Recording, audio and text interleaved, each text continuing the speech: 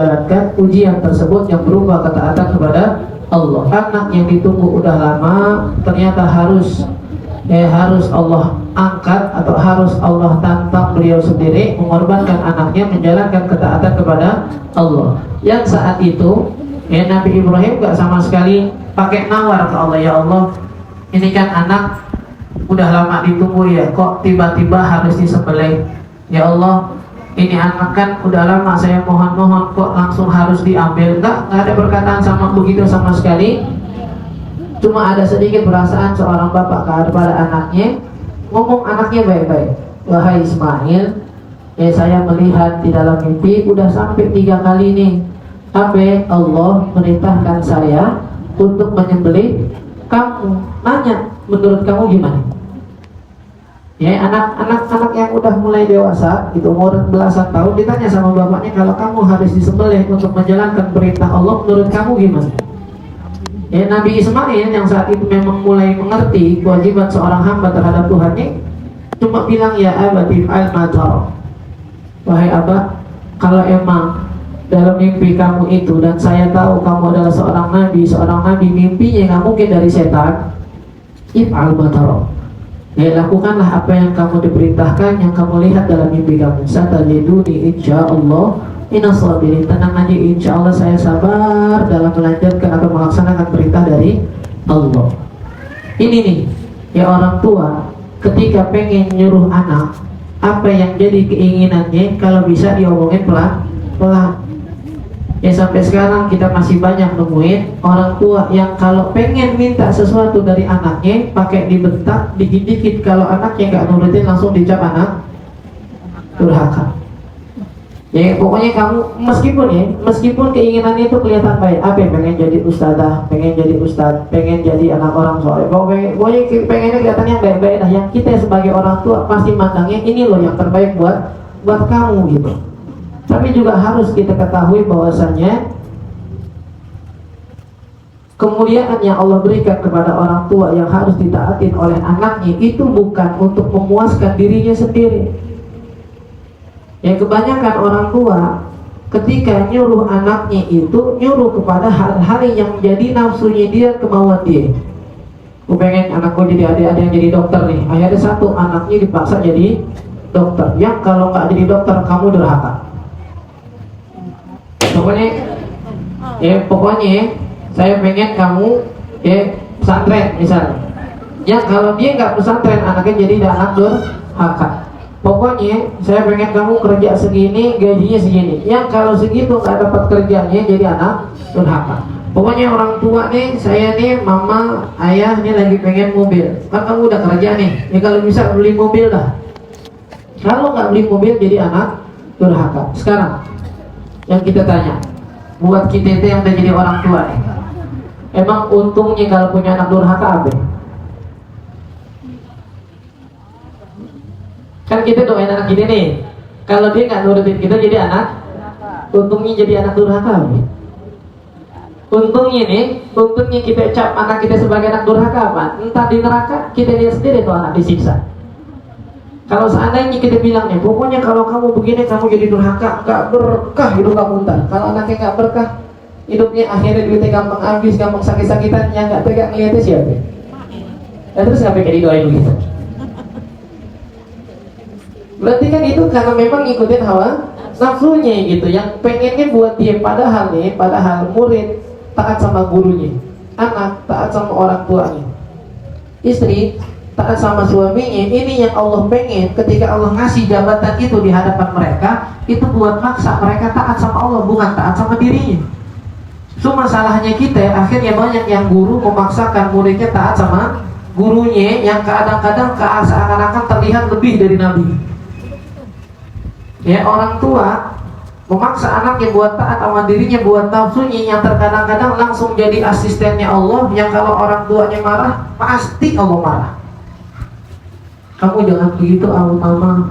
Kalau kamu mama udah nggak ridho nih, mama nggak tahu deh Allah gimana sama kamu. Wah, Masya Allah.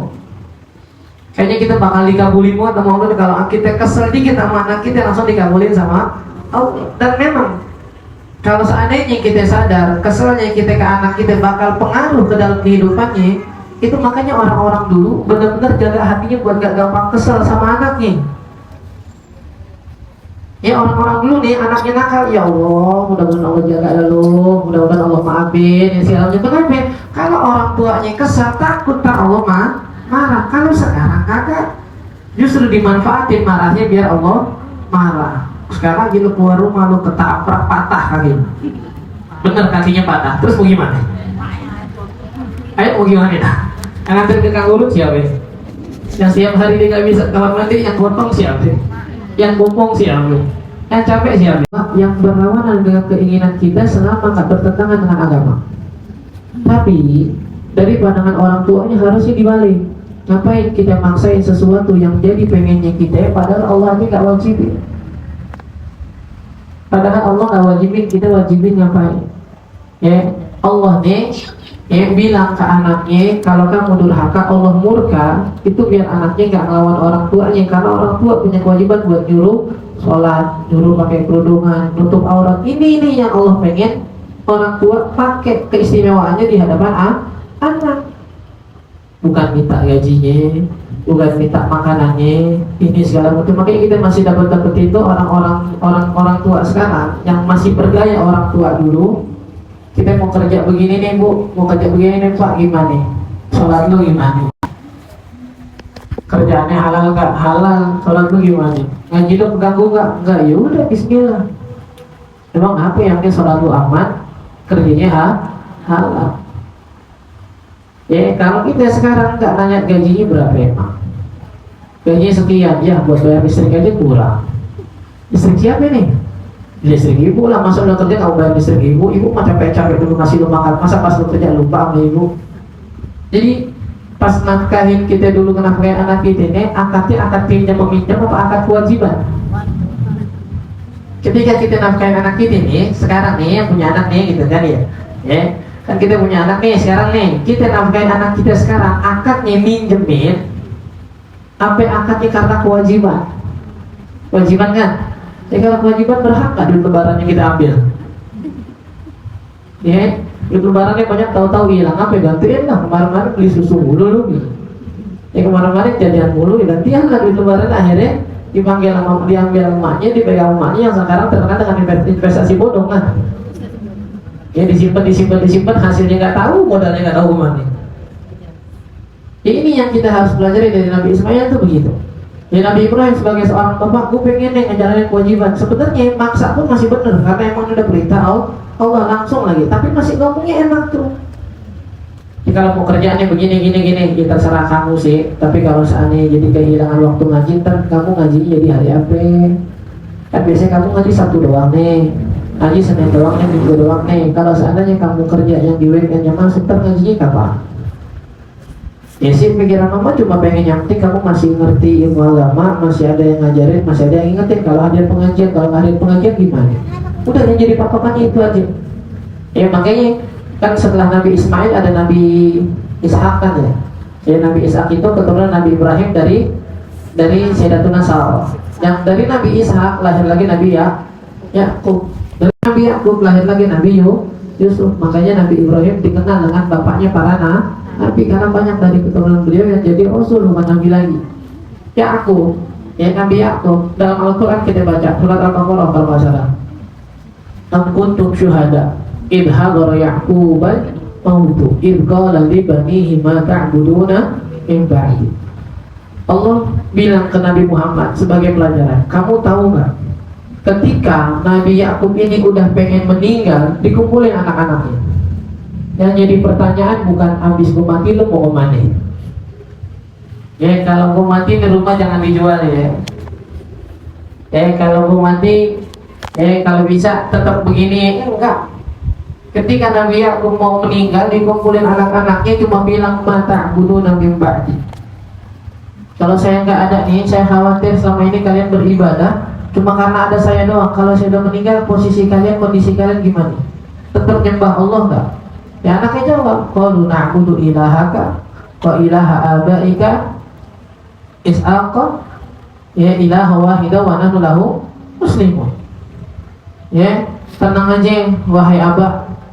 Ya, pokoknya kalau engkau meninggal kami tetap menyembah Tuhanmu Tuhan bapakmu, ya Ishak, Ibrahim, Tuhan yang Maha Satu. Udah, bisa meninggal tenang. Ya makanya yang dibilang, kalau nggak salah ya, salah satu pendapatnya Ustaz Abdul Somad ketika kita berdoa apa namanya anak kita biar jadi qurratul ain kan ya. Qurratul ain itu apa sih? Kata beliau qurratul ain itu nggak terlihat kecuali setelah meninggal. Karena kalau kita masih hidup, kita masih bisa tegur kan. Bisa jadi perubahannya cuma karena teguran doang.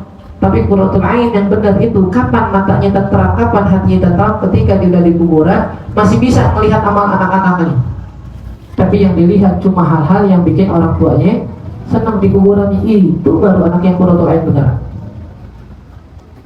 Makanya dalam satu hadis Nabi bilang, Allah la tu'tuhum, wahai para anak, amalan kalian ini diperlihatkan kepada orang tua kalian yang sudah meninggal. Hati-hati jangan sakitin mereka. Jadi berbakti bisa dilakukan ketika orang tua sudah meninggal, pun sama durhaka bisa dilakukan ketika orang tua sudah meninggal. Ketika kita beramal, amal kita dikasih lihat kepada orang tua kita, bahkan kakek-kakek kita, bahkan kakek-kakek kita yang nggak pernah kita ketemu, itu dilihat kasih lihat tuh. Yang kata Nabi, ketika mereka melihat amal ibadah anak-anak cucunya baik, mereka senang, mereka ketawa.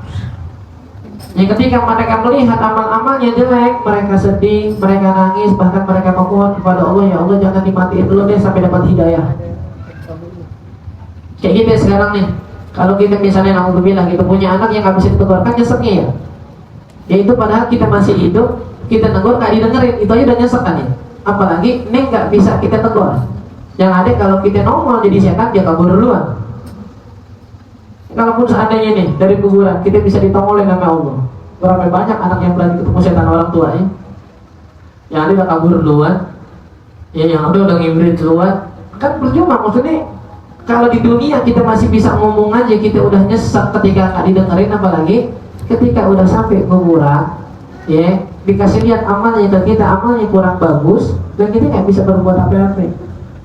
Makanya tadi dibilang qurratul ain yang benar itu adalah terlihat apa? Ketika udah masuk nanti di akhirat, ya ketika udah masuk ke dalam kuburan, Allah masih kasih lihat amal ibadahnya. Kenapa? Ini menjadi salah satu nikmat dan azab kubur bagi seseorang.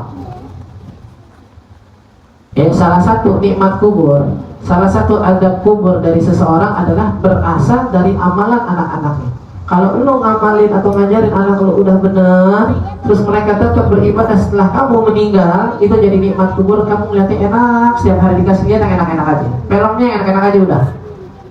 Tapi ketika dia melupakan kewajibannya sebagai orang tua buat ngedidik anaknya, nanti dikasih lihat sama Allah amal-amal anak-anaknya kurang bagus. Akhirnya tersiksa dengan amalan anak-anaknya. Bukan cuma dengan ular yang kita sebutin, bukan cuma dengan serigala yang kita sebutin, bukan cuma dengan belatung-belatung yang bakal makan badan kita, enggak. Sebelum itu kalau badan kita hancur, tetap amal ibadah anak-anak kita bisa kita lihat. Ya wa qul i'malu fasayarallahu 'amalukum wa rasuluhu wal mu'minun. Kata Allah dalam Al-Qur'an, beramallah, amal kalian akan dilihat sama Allah, dilihat sama Rasul, yang dilihat sama orang-orang mukmin. Karena seorang sahabat dalam tafsirnya, dan gak ada orang mukmin yang lebih berhak melihat amalan dari seseorang kecuali orang tua dan kakeknya. Ya intinya itu yang pengen kita sampaikan. Ya seorang anak yang belajar dari kisah Nabi Ibrahim dan anak-anaknya, apapun yang kalian bisa lakukan buat orang tua selama gak mendorong kalian berbuat yang haram, kerjain. Orang tua minta makanan, ada duitnya, beliin. Orang tua minta apa yang ada duitnya, jalanin. Orang tua minta begini, nganterin segala macam, masih sehat, jalanin. Dan buat orang tua, kita bilang sekali lagi, hati-hati.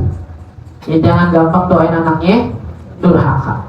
Kenapa? Kalau anaknya durhaka, benar dapat murka dari Allah, hidupnya nggak tenang, akhiratnya sengsara. Yang ngelihat sendiri dengan matanya itu kita sendiri. Yang bakal ngelihat nggak enaknya kita sendiri. Dan perlu diketahui, nggak semua, nggak ridhonya orang tua itu diterima sama Allah. Nggak semua orang tua kalau bilang saya nggak ridho sama kamu diterima Allah, nggak semua. Ada batasan-batasannya yang memang ketika seorang ibu, seorang ayah marah, itu benar Allah ikut marah. Ada yang enggak, lu nggak ikut marah, emang dia aja yang berkata nggak ridho pada Allah. Enggak, karena hal itu sebenarnya memang Allah nggak nuntut gitu. Orang tua bisa nyebut nggak ridho ke anak dan benar-benar langsung diterima sama Allah nih nggak ridhonya kalau emang nyuruh hal yang benar, tahu-tahu anaknya ngebantah. Tapi selama ya dia nyuruhnya memang juga hal yang dia pengenin, yang nggak dituntut sama Allah, terus dia marah, percuma, Allah juga nggak bakal menjawab segitu gampangnya, nggak ridhonya, nggak berkahnya dan lain-lain. Nah, kemarin ya kita membahas masalah hal-hal yang membatalkan wudu. Ada 4 kan? Ya, hal-hal yang membatalkan wudu itu ada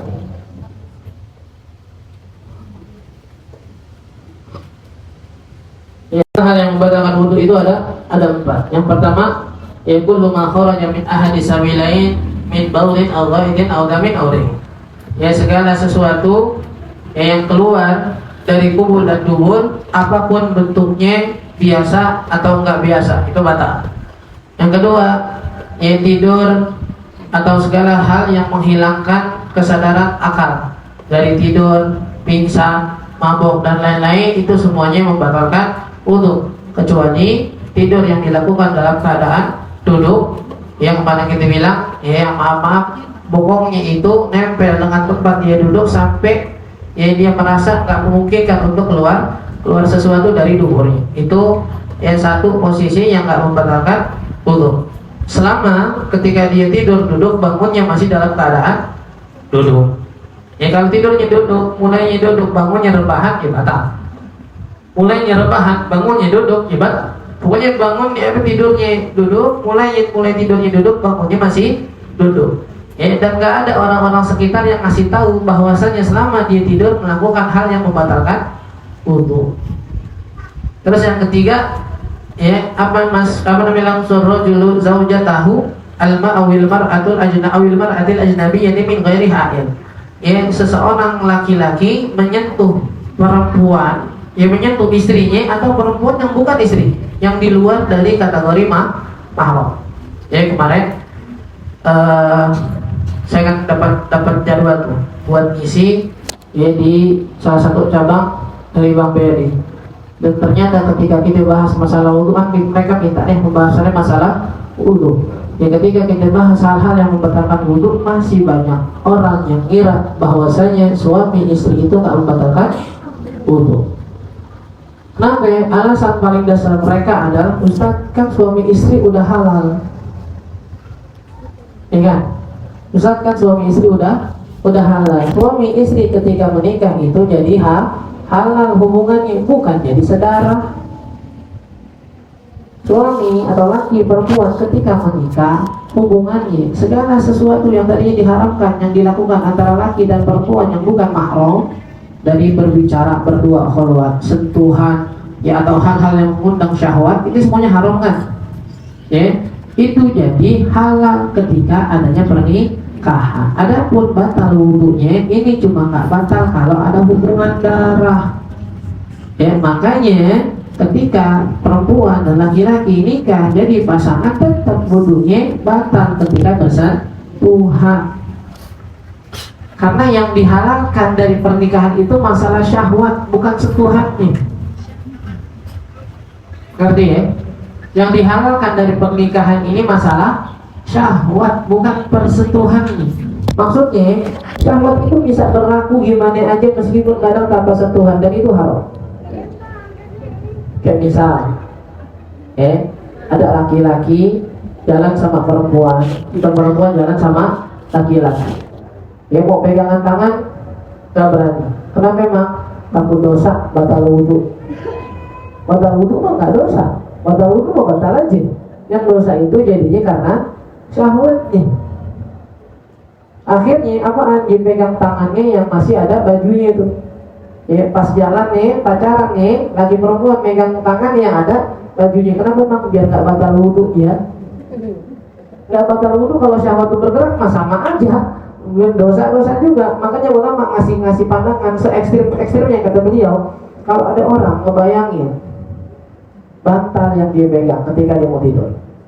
Entah itu laki ngebayangin perempuan atau perempuan ngebayangin laki. Dia lagi hobi-hobinya sama seorang artis nih. Ya mau artis lokal, mau internasional, ya mau Indonesia, mau Jawa, mau Kalimantan, kayak mau Sulawesi, ya mau artis Eropa, artis Amerika, artis Korea, mau artis mana aja dah. Mau tidur, ya saking habis nonton sinetronnya, habis nonton filmnya, pas mau tidur dibayangin tuh bantalnya seakan-akan artis yang tadi ditonton. Ya diusap-usap tuh bantalnya, Allah ganteng banget sini orang, PA ya.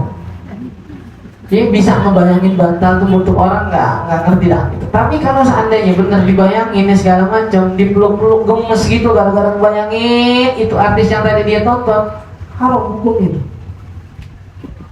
Kalau di perutnya gara-gara ada syahwatnya segala macam, haram hukumnya. Jangan bantal, tembok. Ulama nih kalau ngasih contoh ekstrim kan kita lihat ya. Temboknya dibayangin sebagai artis atau siapa laki-laki perempuan yang dia demenin, ya diusap-usap tuh tembok, dibayangin mukanya di situ, haram. Ada kulitnya nggak ada tembok? Tulangan ada kulitnya nggak? Tapi kalau masalah haram, masalahnya di syahwat, bukan sentuhannya. Makanya salah ketika orang akhirnya ngira pas dia nikah kan halal, Ustaz, ya halal sentuhannya. Batalnya tetap batal karena nggak ada ikatan darah. Nah tapi kemarin kata Ustaz kalau mertua nggak batal kan nggak ada ikatan darah, itu karena menghormati istrinya. Kalau entar seandainya dia main ke rumah mertuanya, ya bininya jalan keluar beli gado-gado, tinggal dia mertuanya doang, mau kita bilang haram gara-gara kholwat? Kan kholwat ini berdoa laki-laki dengan perempuan di tempat yang nggak ada lihat lagi siapapun.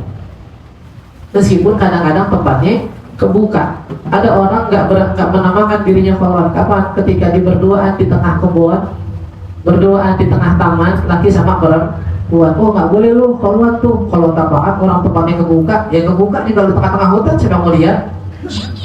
Yang namanya kholwat itu nggak kelihatan, intinya nggak kelihatan, bukan harus tertutup.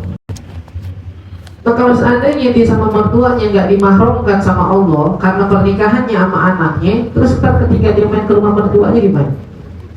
Datang ke rumah mertuanya, ya yang mertua lakinya nggak ada, tinggal mertua perempuannya doang, atau mertua perempuannya nggak ada, tinggal mertua lakinya doang. Mau ngapain? Ngambil barang suaminya di kamarnya. Berarti haram loh. Kita ketok dulu, bapak sama siapa? Sendirian, bapak keluar dulu pak. Emang apa saya mau masuk kamar mau ngambil barang? Emang apa yang jadi haram dong kalau kita berduaan? Kan nggak mungkin. Makanya demi memudahkan hubungan ini, akhirnya orang tuanya, mertuanya itu jadi mahram, dan mahramnya mahram abadi. Dalam artian mahram abadi, meskipun anaknya yang udah bercerai atau salah satunya meninggal, mertua mah tetap mertua. Salaman di tengah jalan gak batal. Tapi kalau kakak, kalau ponakan, ya itu mahramnya karena mahram sementara. Selama kita punya ikatan pernikahan dengan seorang perempuan, haram kita nikah di waktu yang bersamaan, menikahi di waktu yang bersamaan dalam arti masih nikah sama ini perempuan, nikahin kakaknya, nikahin adiknya, ponakannya, bibinya, orang tuanya itu haram. Tapi kalau udah cerai, makanya ada istilah naik ranjang, turun ranjang. Kenapa? Karena emang boleh nikahin kakaknya, nikahin adiknya, yang penting udah nggak ada hubungan pernikahan dengan si saudaranya ini. Gitu. Ya, jadi memang masih sejauh itu pemahaman kita terhadap agama kita, yang padahal kalau kita bilang kan Ustaz kalau kita nggak tahu nggak dosa dong. Iya, nggak tahu itu emang nggak dosa. Makanya sering kita bilang ya, kalau kita beralasan kalau kita nggak tahu kan jadinya nggak dosa, pakai alasan lain. Apa alasan lain? Dari awal Allah katakan, ya Nabi katakan dalam hadisnya, kita harus menuntut ilmu dan hukumnya wajib. Jadi kalaupun kita nggak kena dosa karena nggak tahu, kita tetap kena dosa karena nggak ngaji. Ya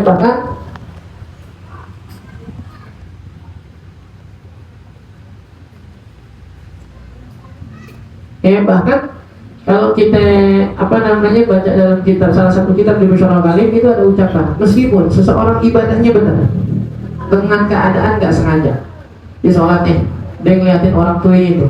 Ya misalnya itu orang tuanya ketika sholat bacanya dikencengin, akhirnya dilihat tuh, dia tahu gerakannya tahu, bacaannya tahu. Oh kalau lagi diri baca Fatihah, kalau pas lagi ruku bacanya subhana rabbil azim wa bihamdi, kalau lagi tidak rabbana lakal hamdi, apa semua itu.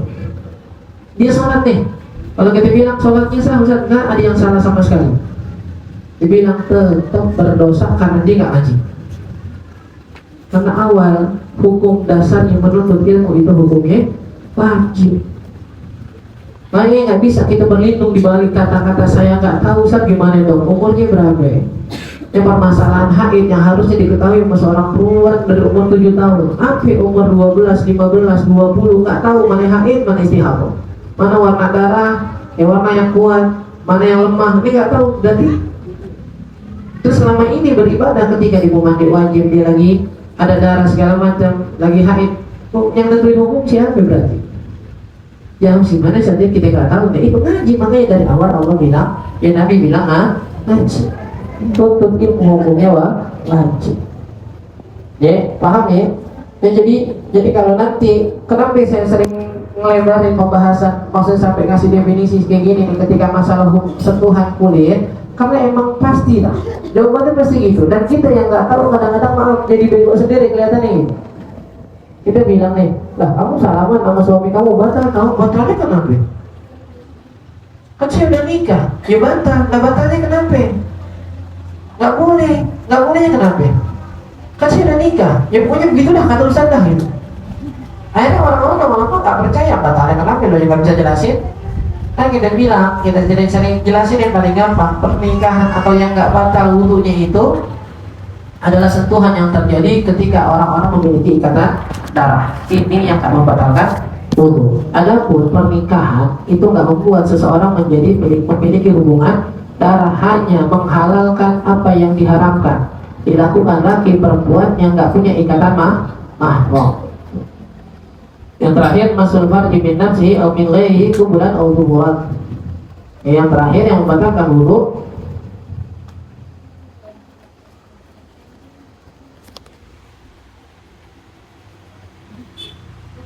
yang terakhir membatalkan wudu adalah menyentuh kemaluannya dia sendiri atau kemaluan orang lain, entah itu orang dewasa ataupun masih anak kecil yang hidup atau sudah mati, ya kemaluan depan ataupun belakang dengan telapak tangan tanpa adanya halangan.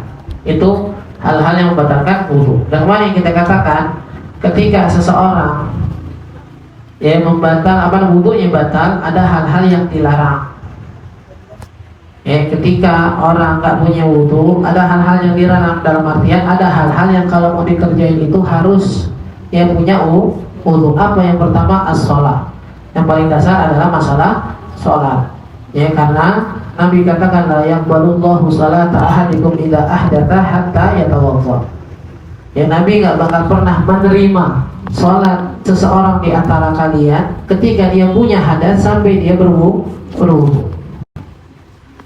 Mau sholatnya benar, mau sholatnya sampai nangis, mau sholatnya tengah malam, mau sholatnya tengah hari, kalau nggak pakai wudu, Pak, kalau sholatnya nggak sah. Jangan kata diterima, sah aja enggak. Sering kita bilang kan sah sama diterima itu beda. Kalau sah aja udah kakak, apalagi diterima. Ialah yang berullah sholat bi ghairi tuhur, kata Nabi. Dan Allah nggak menerima sholat yang nggak pakai bersuci dulu sebelumnya. Bersuci di sini maksudnya berarti dia emang nggak punya wudu. Tapi kalau masih punya wudu, sholat duhur, dia ngaji aja Ramadan misalnya ini sampai datang asar, belum batal, boleh nggak langsung sholat? Boleh. Karena intinya kalau wudunya batal, ini baru nggak boleh sholat. Bukan di setiap sholat harus wudu. Itu. Yang kedua, apalagi yang dilarang? At-tawaf. Yang dilarang ketika nggak punya wudu itu melaksanakan tawaf. Li'anna tawaf kas-shalah tajibu fihi thahar. Karena yang namanya tawaf itu hukumnya kayak sholat, tapi harus dalam keadaan suci. Kata Nabi, at-tawafu haulal bait mithlu shalah illa annakum tatakallamuna fihi faman takallama fihi fala yatakallamanna illa bi khair. Kata Nabi, tawaf itu sama kayak sholat, maksudnya sama, harus ada wudunya, harus ada tata caranya. Tak bisa orang tawaf itu muter, yang penting muterin Ka'bah 7 kali. Gerakannya gimana? Terserah, mau jalan mundur kayak, mau jalan kayak kepiting kayak, mau ngadep di balik arah kayak, orang ke sini dia ke sini, nggak bisa. Ada tata caranya, 7 kalinya. Mulai hitungnya dari mana? Bagian pundaknya nggak boleh bergeser dari Ka'bahnya, harus bersucinya gitu. Cuma bedanya kata Nabi, kalau sholat nggak boleh ngomong, kalau tawaf boleh ngomong. itu pun tetap dapat tambahan adab dari Nabi. Kalaupun ada yang mau ngomong, jangan ada yang ngomongin sesuatu kecuali sesuatu yang baik. Jangan mentang-mentang tawaf. Kan yang paling sering diremehin kayaknya tawaf wada kan. Soalnya kalau tawaf wada kan nggak ada agenda lain, tinggal tawaf doang, habis itu keluar dari Mekah. Ya, tawaf wada hukumnya apa? Sunnah ini. Yang tadinya pas lagi tawaf umroh, tawaf haji, baca tuh semua buku-buku yang dikasih sama travel tuh, dibaca doanya semua. Pas tawaf wada, pas dia dengar sunnah, langsung jalannya sambil bercanda, sambil ngobrol apa segala macam. Memang kita kadang-kadang penyakit dah. Penyakit kita itu kalau seandainya kita nggak punya ilmu, kelihatannya jadi lucu. Lucunya apaan? Gampang nyalahin orang. Ada orang nggak kunut dibilang nggak sah. Orang nggak kumur-kumur dibilang wudunya nggak sah. Kenapa? Karena dia nggak tahu yang mana yang wajib, mana yang sunnah. Tapi ketika dikasih tahu ini loh, ini sunnahnya jadi dilewatin pun. Jadi digampangin mulu. Coba lah. Yang biasanya orang tua ini, orang-orang Betawi, yang biasanya mengagungkan banget puasa 9 Dzulhijjah, puasa hari Arafah, pasti dari kecil dipuasin. Kenapa memang? Karena dia orang tua. Sama kayak 10 Muharram. Ya, dari kecil tuh kita puasin. Kenapa besok puasin? Kenapa puasin lebaran anak yatim? Mana puasanya mah ada. Puasa juga kita besok lebaran makan ketupat. Karena emang di 10 Muharramnya kita kan disunahkan kan ya buat makan yang biasa nggak kita makan, maksudnya yang mewah-mewah kan. Akhirnya paling gampangnya ya udah bikin ketupat lagi, masak opor lagi, masak semur lagi. Kita paham benar lebaran tuh. Soalnya ada ketupat, ada opor, ada semur. Orang tua kita puasa. Pas udah gede, tahu ternyata 10 Muharram itu puasanya, hukumnya. Akhirnya banyak yang gampangin sekarang. Lu gak puasin? Lah sunnah. Lagian ganti gue juga udah habis. Jadi kalau puasa sunnah tuh kalau masih ada foto yang belum selesai doang. Kalau fotonya udah selesai semua, malas lagi tuh puasa sunnah tuh. Kan hukumnya wajib, kan hukumnya sunnah. Iya, makanya hukumnya sunnah, kalau wajib baru berpuasa. Dulu nih waktu kecil di TPA kita diajarin yang namanya wudhu nggak boleh dipisahin, dari basuh tangan sampai basuh kaki semua dikerjain, kupingnya, telinganya, hidungnya, kumur-kumurnya. Sekarang ketika udah tahu, kadang-kadang kalau lagi males wudhu, yang wajib-wajib doang, langsung ke muka, langsung ke tangan, basuh kepala sama kaki. Doa yang dari dulu kita disuruh apalin waktu TPA-nya sekarang banyak yang lupa. Iya kan? Doa nih. Doa selesai wudhu, asyhadu alla ilaha illallah sampai akhir tuh. Sekarang banyak yang udah nggak apa. Kenapa? Ngajinya dari TPA doang. Pas udah SMP, SMA udah mulai sibuk, kuliah kerja tambah sibuk. Akhirnya ketika ditanya hukum ikhfa, huruf-hurufnya apa aja, dulu saya ingat nih, gue nanya dulu. Sekarang ikhfa hukumnya, hurufnya apa aja, bentar. Akhirnya itu bangga. Dari alif disebutin sampai ya, semuanya disebutin. Karena memang di lupi, ya apa cuma huruf hijaunya doang disebutin semua. Kemana memang? Iya Ustaz, ini kenapa memang kemana memang? Iya Ustaz, iya dong, udah gak perlu dijawab lagi. Iya. Ya gak pernah diulang-ulang lagi, gak pernah ngaji lagi. Yang ketiga masul mushafi wa hamluh. Dan hal yang dilarang di antara lain ketika gak punya wudu adalah menyentuh mushaf dan membawa mushaf. Ini disebutin dua nih. Ada menyentuhnya, ada membawanya. Karena terkadang kita bisa nyentuh tanpa harus membawa. Nih Quran nih ditaruh di sini. Terus tahu-tahu lagi baca dia, kentut kan? Ya Allah, kentut lagi, shadaqallahul adzim, ditutup aja. Kok dipegang? Ya kan gua nggak bawa. Kan yang nggak boleh bawa, yang nggak boleh dua, nggak boleh nyentuh, nggak boleh bawa. Terkadang kita bisa nyentuh tanpa harus bawa. Tadi itu tutup Quran, habis kentut ditutup Quran, dibawa nggak? Kan cuma ditutup doang. Dan kadang-kadang kita bisa bawa tanpa harus nyentuh. Nih Qurannya di atas lekar, kita angkat aja lekar. Ya kan? Atau kadang-kadang kalau orang-orang dulu nih, ya Allah kentut lagi, ambilin sejadah dong, mau ngapain? Dilibet-libet tuh sejadah di atas Quran. Habis itu Quran dikemanain? Dipindahin, ditaruh tempat yang tinggi. Boleh nggak? Boleh Ustaz, kan kita gak nyentuh, tapi kan bawa. Ngerti ya? Tadi itu kalau kita ngambil nih, itu libet-libet kan ya, kita pindahin. Sentuh nggak Qurannya? Nggak, tapi dibawa nggak? berarti lu bisa sihir lu akal begini. Bantuan jin kali diberesin sendiri itu baru dah, itu namanya nggak bawa nggak nyentuh. Tapi kalau masih dilibat-libat, dipindahin, itu namanya ngebawa, dan itu sama dilarang. Dan bahkan bukan sekadar ngebawa dilibat-libat ya, kalau kita bawa tas nih, isinya Quran doang, haram dibawa kalau nggak punya wudu. Nggak nyentuh Ustaz, dan bawanya juga nggak megang lah, langsung. Tapi namanya masih ngebawa. Kecuali tasnya isinya bukan cuma Quran, diisi pulpen, diisi buku tulis atau kitab-kitab yang lain, itu baru boleh. Tapi kalau Quran doang sendiri itu nggak boleh. Jangan kata Qurannya, tahu Quran yang 30 juz dipisah-pisah kan?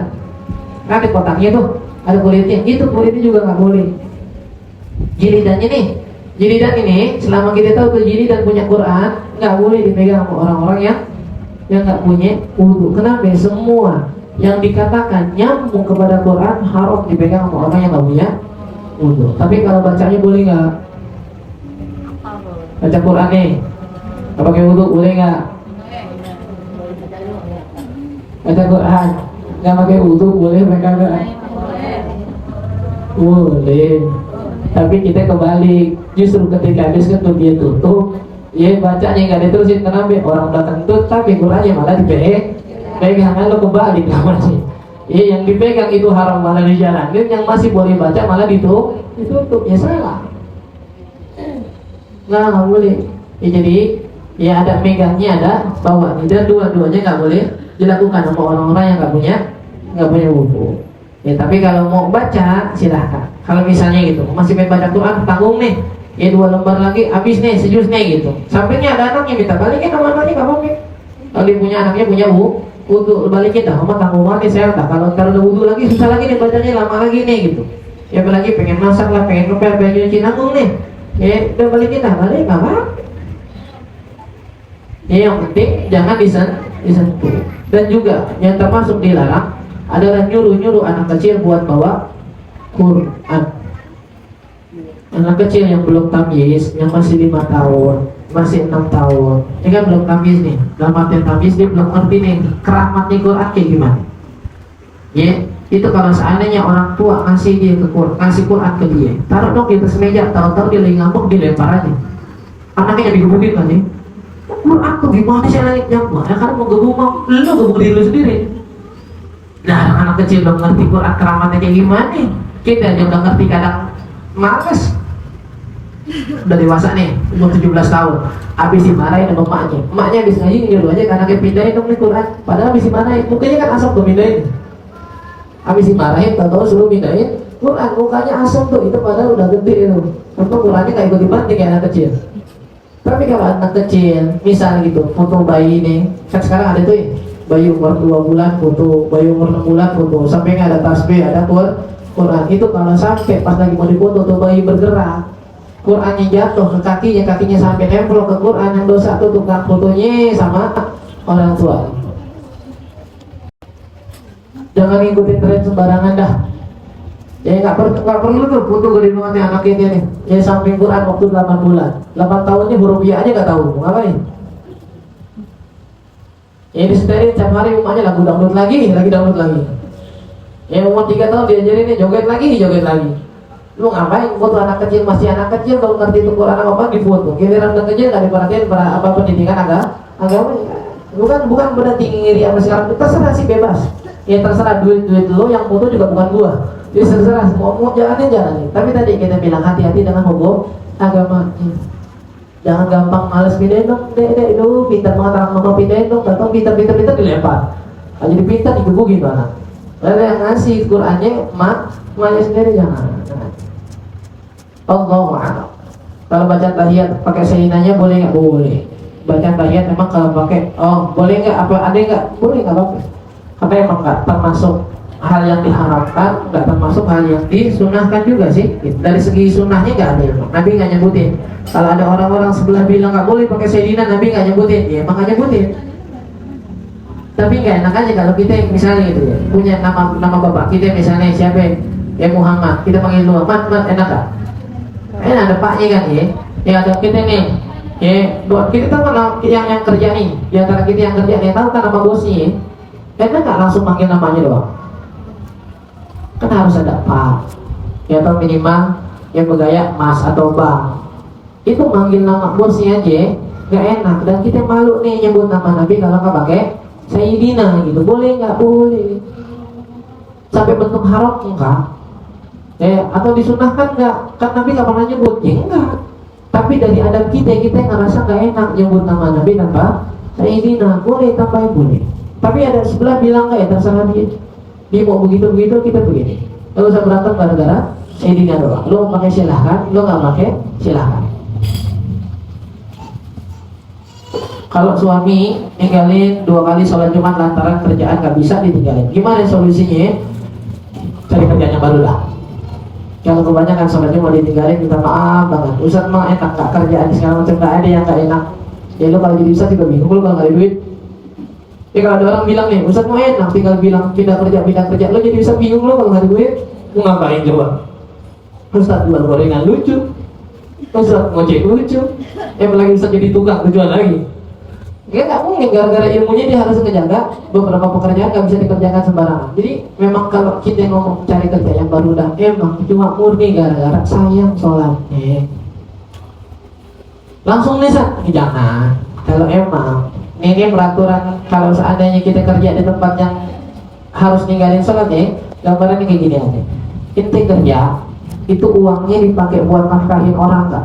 Maksudnya orang yang wajib kita tanggung nafkah. Kalau dibilang iya Ustaz, ente doang yang tanggung nafkah orang tua, iya yaudah jangan, pindah dulu, cari kerja dulu, habis itu baru pindah. Dan kita pun nggak maksa. Ini saat gaji saya sebenarnya 6 juta dan ini emang ini cukup, ini 6 juta. Ada yang nawarin kerja 4,5 gimana? Kita nggak maksa, udah pilih yang 4,5 dah, Bismillah. Yang penting bisa sholat kakak, yang penting hati yakin yang gimana? Kalau kudu 6 juta juga cari yang sampai bang bayarannya segitu. Yang kedua, kita tanya, oke dah, ini memang kerjanya kita nanggung orang tua, kita nanggung keluarga kita. Pertanyaannya, punya tabungan nggak? Ada bisa tabungan berapa? Buat kemo nih berapa? Ya ada 50, 60, 70 udah berhenti. Berarti saya nggak punya kerjaan dong. Ya udah berhenti, kan masih ada pegangan buat nafkahin. Berhenti nggak ada nyari kerja lain, nggak ada nyari kerja lain dulu sebelum berhenti. Itu bagi orang-orang yang nggak punya pegangan lain selain gajinya buat nafkahin keluarga. Kalau enggak jangan. Dan kita yang juga sebagai itu, ini pandangan suami ya, pandangan istri jangan, ini pandangan suami jangan dipakai oleh seorang istri. Habis itu bilang ke laki, nggak apa-apa bang, nggak sholat, yang penting gue makan. Kata siapa lo? Kata Ustaz kemarin, lah gue lagi dibawa. Kalau kita dari kita istrinya Bismillah. Tadi kita bilang hubungan suami istri itu sejatinya saling membantu buat taat sama Allah. Habis kalau gaji 4,5 kan jadi makannya pas-pasannya bang, jadi setiap hari rumah paling mewah kita main telur aja. Kalau kamu habis sholat juga ada anak lu nih, telur mulu kan. Kalau gaji 6 juta bisa kadang-kadang ayam, bisa jajan segala macamnya, itu sabar dulu dah. Ini buat istrinya, dari istrinya ya, sabar dulu. Ya kalau seandainya dari suaminya enggak, usahain biar nafkah istrinya sama anaknya enggak terganggu. Ustaz kalau sholat sisa makanan, sholatnya batal enggak? Kalau enggak lebih dari, kalau ada yang udah bisa kacang biji-bijian ya, putih-putih itu ya. Kalau nggak lebih dari segitu, nggak batal. Cuma kalau dagingnya masih sejempol nih, batal. Banyak banget, kenyang, lebih kunyah dulu lagi biar bumbunya berasa nih, salah nih. Ya segitu tuh, intinya segitu. Kalau bisa maafin ya, pas sholat nih berasa ada di tengah-tengah, gimana? Kalau bisa dipisahin, pas dia baca sesuatu nggak ketelan silakan. Tapi kalau emang nggak bisa saat kalau saya terusin baca, ludahnya ikut ketelan nih makanannya juga, ambil. Lah Ustaz bukan ambil.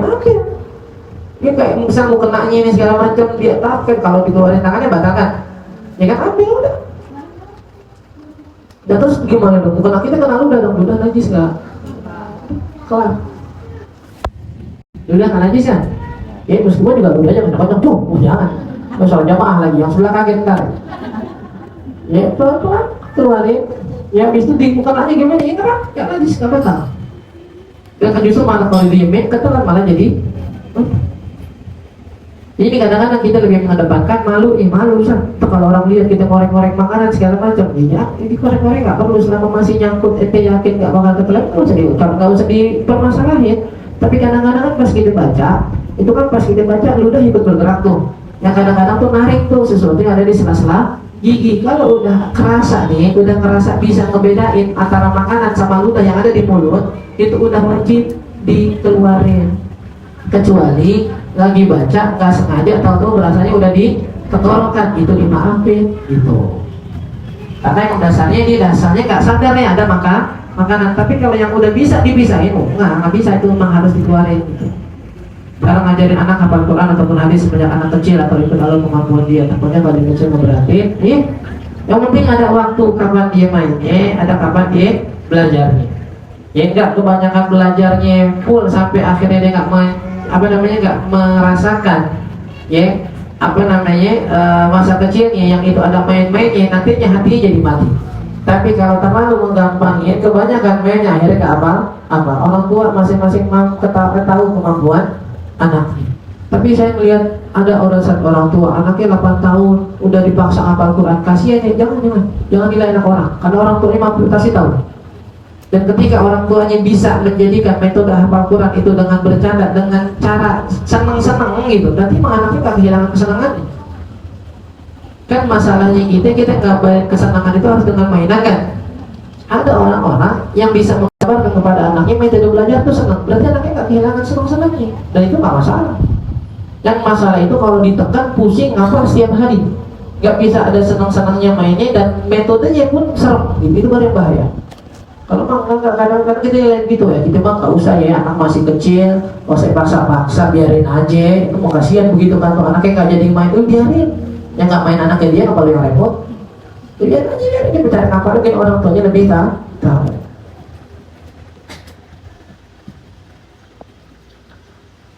Kalau istri udah selesai haid, udah yakin banget nih, udah dicek pakai kapas, nggak keluar darah, emang nggak boleh hubungan langsung sama suami, nggak boleh. Kenapa? Wala taqrabuhunna hatta yadkhulna al-baqarah. Jangan kalian dekati istri kalian sampai mereka bersuci, bukan hatta yaqta'na, bukan sampai terputus darah. Sampai Allah bilang sampai mereka bersuci. Itu yang boleh. Perasaan di mazhab lain ada, bukan. Mazhab lain malah justru mazhab Hanafi satu mazhab Hanafi itu yang membolehkan. Tapi kan itu bukan mazhab Hanafi kan? Ya terus gimana Zat ya? Kita udah berarti HIT, kita mandi, taruh hubungan badan, suami mandi lagi, gimana? Ya masih dekat banget Zat, takut meriang gitu. Bilangnya ke lakinya, jangan bilang ke saya berarti. Kasih taunya lakinya, bang, tadi lu nggak bang, kita mandi dulu, besok baru dah gitu, buat mandi suruh mandi lagi. Lakinya udah bilang gitu. Kalau laki yang baik juga bisa ngerti. Cara ngajarin anak amalan-amalan wajib itu kalau sudah sesuai umur menurut Islam. Bagaimana cara ngajarin anak amalan-amalan wajib? Pokoknya 7 tahun ini kan dia udah harus disuruh sholat kan. Berarti 7 tahun, sebelum 7 tahun udah mulai kenal dasar-dasarnya. Sebelum 10 tahun itu udah harus hafal semuanya. Pokoknya sebelum 10 tahun kata Nabi kan, buat ribu alaiha, pukul anak kita kalau enggak sholat. Berarti kan udah wajib kan? Ya, dan 10 tahun itu benar-benar kita suruh nih. Kenapa? Karena gambaran yang sebenarnya 9 tahun anak laki itu udah bisa keluar mandi. Dan 9 tahun kalau keluar mandi wajib udah tuh. Dan ketika udah masuk umur wajib, anaknya belum bisa sholat, orang tuanya yang salah. Orang tuanya ikut kena dosa. Kenapa? Karena ada ikut campur tangannya dia dengan dia nggak ngajarin anaknya. Mandi hadas kalau sebelumnya sampoanan mandi biasa dulu, emang nggak sah air yang mengalir karena berbarengan sama bisa-bisa ya.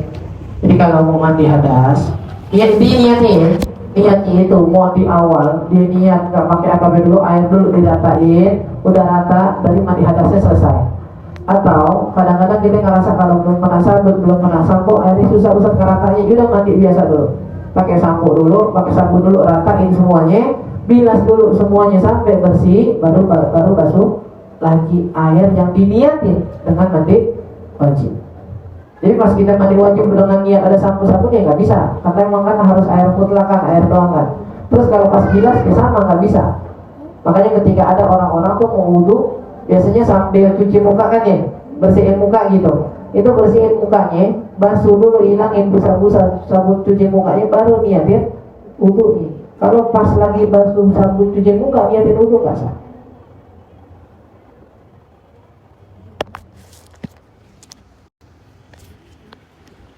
Kalau perempuan saat sholat terlihat rambutnya meskipun satu helai nggak sah, iya nggak sah. Terus kalau seandainya pas lagi sholat dia sadar rambutnya keluar, gimana Ustaz? Benerin ya, biar nggak gerak itu benerin, tapi gerakannya iya sampai 3 kali.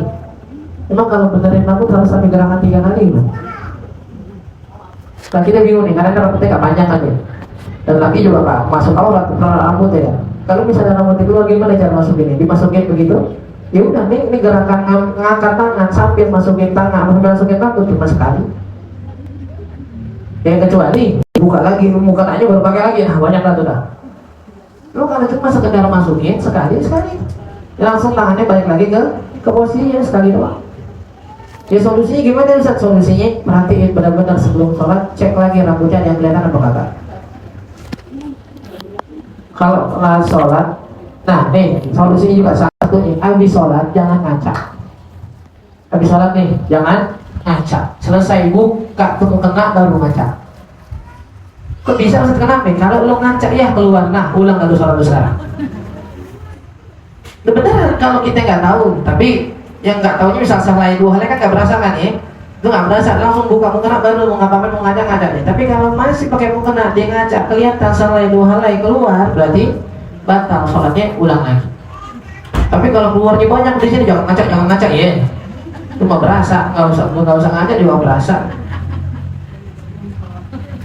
Kalau kelas sholat baca Quran wudunya batal, tapi dari Quran yang ada di HP. Ini masalah Quran di HP dan kita bahas berkali-kali. Intinya ada yang bilang batal, ada yang bilang batal. Yang bilang batal karena alasannya Quran tetap Quran, bacaan Quran tetap bacaan Quran. Yang bilang nggak batal karena itu bukan Quran, itu hanya pantulan cahaya. Yang kita pegang dari guru-guru kita jalan tengah. Kalau masih di rumah, anggap aja kayak Quran karena kita masih gampang wudunya. Tapi kalau lagi di bis, lagi di jalan, ya kita lagi pengen baca Quran, mau setoran lewat di wajah segala macam, sedangkan bis kita, mobil yang kita tumpangin nggak bisa berhenti buat ngambil wudhu, baca dah. Yang penting selama itu dari handphone. Tapi kalau masih di rumah, masih gampang wudhu, ngapain sih nggak wudhu? Wudhunya juga jadi pahala, kok ngapain nggak tahu juga Pak? Kalau Quran terjemah yang Quran yang ada terjemahnya wajib wudhu nggak? Karena udah dengar. Kalau ada yang ada terjemahannya nggak termasuk wajib itu.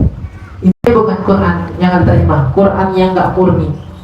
Kalau ada satu kitab begini nih, bukan Quran murni. Quran murni maksudnya gimana? Entah Quran campur tafsirannya, entah Quran ada terjemahnya, atau buku Yasin yang sering dibagiin kalau orang meninggal nih, kan di Yasinnya segala macam kan ya. Itu kan campur, ada tahlilnya, ada baca-baca harinya. Nggak pakai wudhu boleh nggak? Boleh, selama dalam satu kitab ini Qurannya lebih sedikit daripada hal lainnya. Kalau terjemahannya tulisannya lebih banyak, berarti silahkan. Itu pun dengan alasan cuma ngebawa doang, cuma megang doang. Kalau pas dibuka, tetap harus kita nyentuh pas bagian bacaan Quran. Misal kalau Quran terjemahan biasa ada kotakan begini kan ya. Ya, ini kita bilang nih, kita anggap dah terjemahannya lebih banyak, ya udah berarti dibawa boleh. Tapi pas kita buka, ini nyentuh sini nggak boleh nih. Karena ini udah tetap bagian Quran. Yang termasuk apaan? Papan tulis yang udah ditulis Quran buat baca itu nggak boleh. Tembok nih, kalau ditulisin ayat kursi nih, kita tanya nih, yang nulis buat apaan? Nggak apa-apa Ustaz, buat apa namanya? Buat tulis aja biar dibaca orang-orang. Berarti yang nggak punya wudhu haram megang tulisan. Kalau menulis Quran di tembok niatnya apa? Niatnya nyari berkah. Kalau niatnya biar orang baca, berarti nggak boleh dipegang. Semua kertas, papan, tembok yang dituliskan Al-Quran biar niatnya dibaca, nggak boleh dipegang sama orang yang nggak punya wudhu.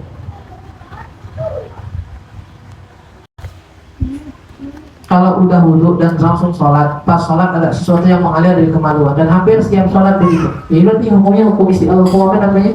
Salisil baul, hukum orang yang beseran kan, ke istihadah. Gimana nih cara sholatnya? Pas sholatnya yang pertama harus udah adzan baru boleh sholat. Sholat astagfirullah. Wudunya kalau sholat udah harus adzan. Wudunya harus udah ketika masuk waktu sholat. Udah masuk waktu sholat, azan zuhur baru diboleh wudu. Kalau wudunya dari jam 11 terus keluar sesuatu berarti batal. Pertama udah masuk azan di waktu sholat tersebut. Terus ngapain? Kapan mandi? Dia periksa ada yang keluar lagi nggak cairannya. Kalau ada berarti dia harus istinja dan ganti celana atau membalut yang tadi udah kena cairannya itu. Terus gimana? Buru-buru bahasa kita sebagian bilang sumpel, beneran sumpel.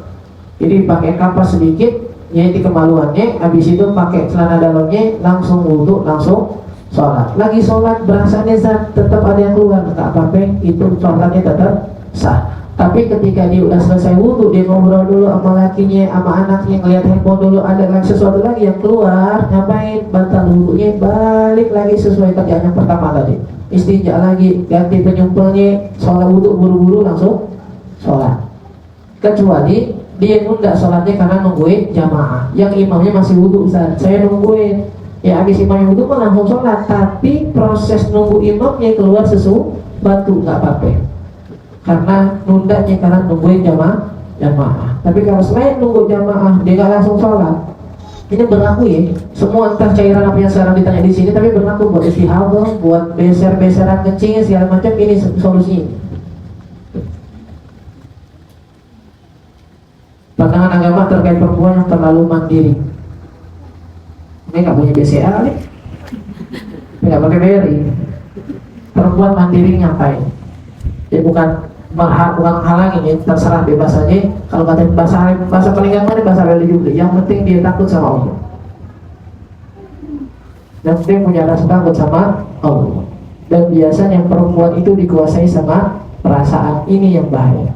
Ketika nanti dia berbuat sesuatu yang salah atau meremehkan suaminya, dia ngerasa bisa hidup tanpa suaminya bilang, lu segini lagi gue ceraiin aja. Bang, gue gak bisa hidup kalau gak ada lu. Selama ini juga gue makan pakai duit sendiri. Nah ini yang bahaya.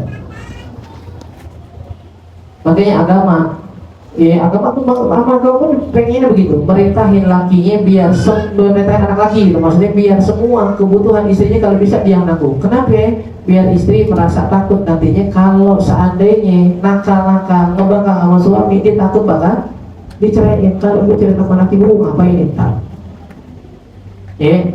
Duit nggak ada, misalnya gitu, skill nggak ada nih segala macam. Ya udah, nah kalau begini saat kalau tiba-tiba laki kita mati, makanya ada syariat namanya harta warisan, yang bisa mengcover kebutuhan istrinya ketika suaminya nggak ada. Kemudian boleh-boleh aja mau kerja usaha boleh, mau kerja dengan syarat kita bilang jangan sampai ngelakuin sesuatu yang melanggar etikanya sebagai perempuan, entah itu wajib ataupun sunnah. Yang kedua, jangan sampai akhirnya meremehkan suaminya. Yang ketiga, jangan sampai menggunakan sesuatu ketika dia bekerja, sesuatu yang tadi kita bilang dari pakaian, parfum, segala sesuatunya dilarang dalam agama. Mau kerja di luar atau usaha di rumah terserah. Tapi biasanya begitu lah. Akhirnya ketika dia ada kebutuhan belanja keluar nggak pakai izin lagi.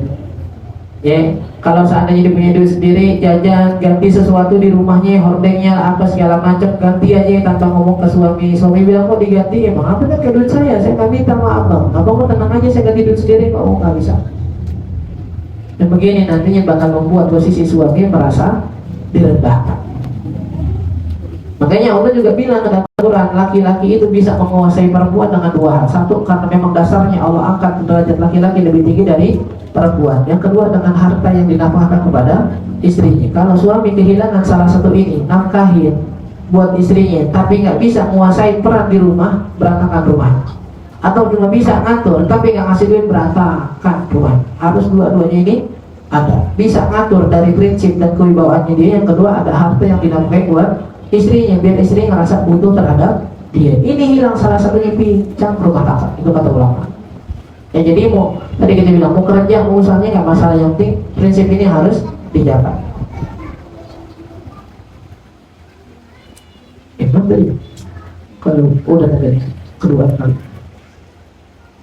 di kantor saya mayoritas non-muslim, mau ada aja acara Natalan di kantor, tukar kadang mewajibkan semua karyawan ikut. Kalau kita ikut acara tersebut karena terpaksa, nggak apa-apa. Kalau cuma dibilang terpaksa dan segala macam nggak apa-apa. Dan artinya terpaksa itu berarti nggak ngarepin kado dari mereka dan memaksakan untuk ngikutin itu semua. Tapi kalau kita yang ngarepin, wah mudah-mudahan sih dapetnya bagus ya, nggak paksa namanya ngarep dulunya. Udah biasanya jalannya kayak begitu aja udah. Kalau seandainya apalagi masih tukar kado, ya tukar kado kayaknya udahlah nggak usah digambarin harus dinakal doang kan gitu. Ntar ketika Idul Fitri mereka ngadain segala macam, udah anggap aja cuma tukar kado biasa. Kalau udah pakai atribut ini baru yang bahaya kan. Ya itu pun guru-guru kita masih banyak yang mewajarkan ya ketika memang tadi ya kerjaan itu menjadi tulang punggungnya dia buat menafkahi keluarga. Kalau hubungan badan saat istri haid, maksudnya nggak sampai berhubungan badan Ustaz, cuma mukadimah, tapi namanya permulaan kalau orang ya pokoknya bermasalah dah bahasanya gitu, boleh. Yang penting jangan sampai bertemu dua kemaluan ini apa ya? Kata Nabi kepada Sayyidah Aisyah ketika Sayyidah Aisyah dipanggil sama Nabi, Sayyidah Aisyah ngabarin, ya Rasulullah saya lagi haid. Kata Nabi, tanziri, ya tutup bagian pusar sampai lutut kamu, wabashirni bima dunahuma, dan saya bisa menikmati yang selainnya.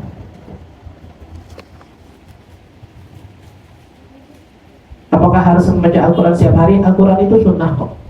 Ya, Al-Quran itu sunnah. Tapi Al-Quran itu menjadi ikatan antara seorang hamba dengan Allah. Jadi kalau nggak mau baca setiap hari boleh. Mau baca per 3 hari silahkan.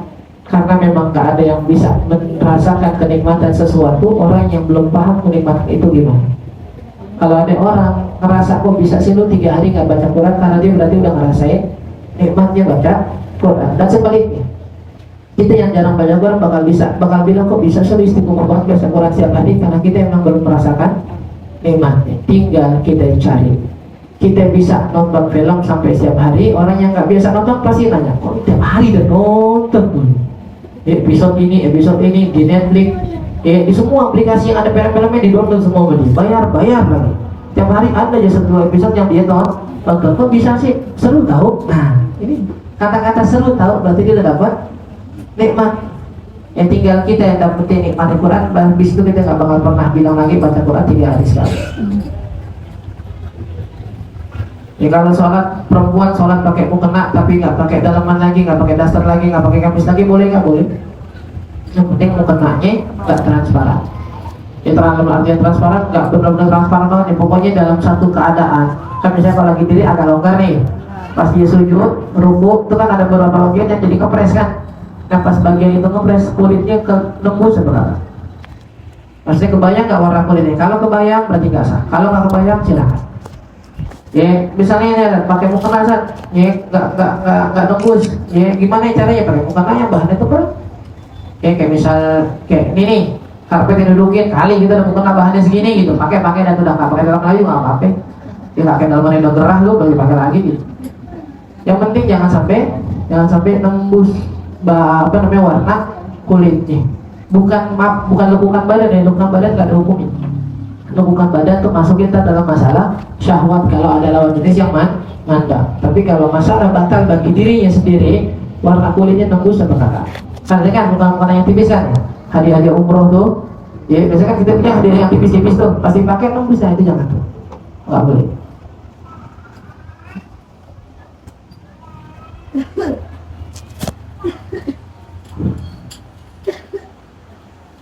Kalau ada orang suka menghibur teman kerjanya itu yang lawan jenis dengan alasan Rasul juga sering menghibur orang lain. Gimana misal kira-kira kalau laki kita kayak gitu kebetulan misalnya nih, ya misalnya yang dihibur ya teman lawan jenisnya, tinggal lihat aja omongan lakinya benar apa enggak. Benar dalam artian kalau lagi ada teman lakinya yang susah dihibur juga. Kalau kagak tetap parahnya pakai deadlock. Berarti mau bawa nama Rasul sembarangan. Tapi kalau semuanya emang ditolongin, oke lah, ini masih bisa dengan syarat juga. Kalau seandainya memang itu saat itu lawan jenis, ya jangan diajak senang-senangnya dengan berdoa, jangan. Kalau memang dasarnya semuanya laki, perempuan, apa segala macam ke rumah kita nih, mau curhat segala macam, keluarga kita siap nampungnya, siap dengerin. Dan memang kalau seandainya perempuan yang curhat, nggak semua sendiri gitu, suruh teman atau istri ngikut, enggak. Masih oke lah. Tapi kalau yang terimanya cuma yang cewek doang atau cewek terimanya yang cowok doang, ini yang bahaya. Ya Rasul kan ambil ini kan, yang bercanda anak kecil diajak bercanda, ya yang laki diajak bercanda, yang perempuan diajak bercanda, yang tua nenek-nenek yang tuh yang kita sering dengar ceritanya ketika nenek-nenek bilang ke Nabi, ya Rasulullah saya masuk surga enggak? Kita Nabi bilang enggak. Nabi bukan bilang enggak, di surga enggak ada nenek. Ini nih hebatnya Nabi itu bercanda yang kalau bercandanya nggak pakai bohong. Di surga nggak ada bohong nggak? Karena emang semua nanti di surga bakal dalam umuran umur 33 tahun. Berarti kan nggak bohong. Ya bukan nggak ada nenek, bukan nggak ada nenek nggak begini bentuknya ntar gitu. Kalau masuk surga bentuknya umur 75 begini apa kayak surga dah. Ya makanya dirubah lagi dalam posisi mudanya gitu. Udah tuh semuanya gitu. Ya, anak kecil, Sayyidina Anas lagi main diajak bercanda sama Nabi. Anak kecil laki diajak bercanda sama Nabi. Perempuan lagi main hadro disamperin sama Nabi, didengerin biar dia gila. Semua nggak milih-milih. Kalau emang itu beralasan dengan mengikuti perilaku Rasul yang menyenangkan bagi semua orang, buktiin ke semua orang. Ya kan, anak kecil diusir, yang dewasa baru diterima. Ya, atau anak kecil diterima, yang dewasa diusir. Ya, yang laki diterima, perempuan minta tolong padahal nggak melanggar agama, dia enggak banget. Padahal bisa ngasih duit tolong orang, nggak juga begitu. Atau perempuan diterima banget, yang laki nggak sama sekali. Kalau laki jangan membunuh, ya enggak. Dibuktiin omongannya kalau memang benar ngikutin Rasul, buktiin. Ya bahwasanya semua orang disenangin, dibantuin. Kalau enggak, perlu ada yang bertanyakan berarti. Allahu a'lam. Mudah-mudahan kita taufik dan hidayah bisa mengamalkan ilmu kita.